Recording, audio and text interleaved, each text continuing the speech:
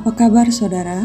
Hidup ini memang tak selalu kita jalani dalam keadaan yang senang ataupun yang sehat. Namun apapun kondisi yang saudara alami, semoga tak mengurangi ataupun mengendurkan pengharapan iman saudara kepada Tuhan.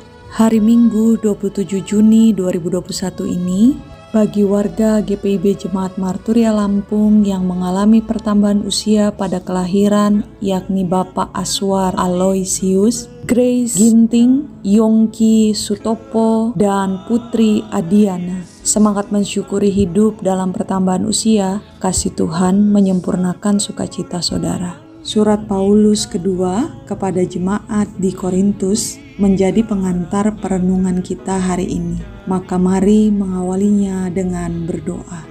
Tuhan, Engkau ada dan selalu hadir bersama kami, menyapa kami melalui firman-Mu. Tolonglah kami ini agar firman-Mu tak berlalu sia-sia, melainkan semakin mengobarkan hati kami untuk menyambutnya dalam sukacita. Bersabdalah ya Tuhan, kami memohon. Amin. Surat 2 Korintus pasal 9 ayat 6 hingga 11 menyatakan, camkanlah ini, orang yang menabur sedikit akan menuai sedikit juga, dan orang yang menabur banyak akan menuai banyak juga. Hendaklah masing-masing memberikan menurut kerelaan hatinya, jangan dengan sedih hati atau karena paksaan, sebab Allah mengasihi orang yang memberi dengan sukacita. Dan Allah sanggup melimpahkan segala kasih karunia kepada kamu, supaya kamu senantiasa berkecukupan di dalam segala sesuatu dan malah berkelebihan di dalam berbagai kebajikan. Seperti ada tertulis, ia membagi-bagikan, ia memberikan kepada orang miskin, kebenarannya tetap untuk selamanya. Ia yang menyediakan benih bagi penabur dan roti untuk dimakan, ia juga yang akan menyediakan benih bagi kamu dan melipat gandakannya dan menumbuhkan buah-buah kebenaranmu. Kamu akan diperkaya dalam segala macam kemurahan hati yang membangkitkan syukur kepada Allah oleh karena kami. Demikian pembacaan Alkitab.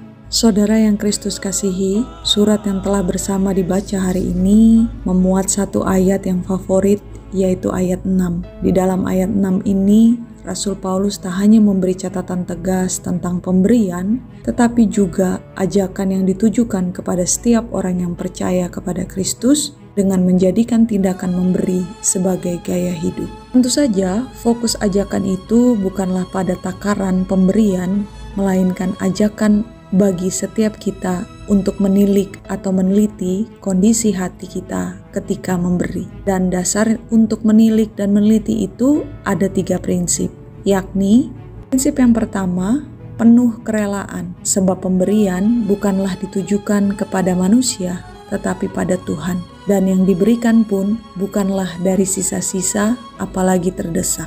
Prinsip yang kedua, pemberian bukanlah ajang perlombaan demi hadiah tertentu.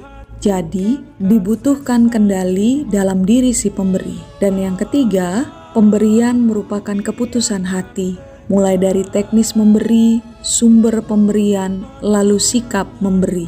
Bila bertolak belakang dari prinsip 1 ataupun prinsip 2, ada baiknya untuk tidak dilakukan.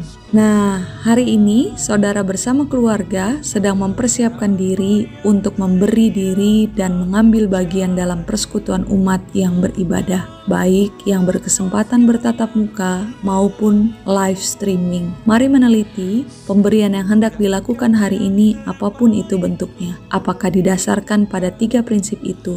Tuhan menolong saudara. Amin. Mari mengakhiri program hari ini dalam doa.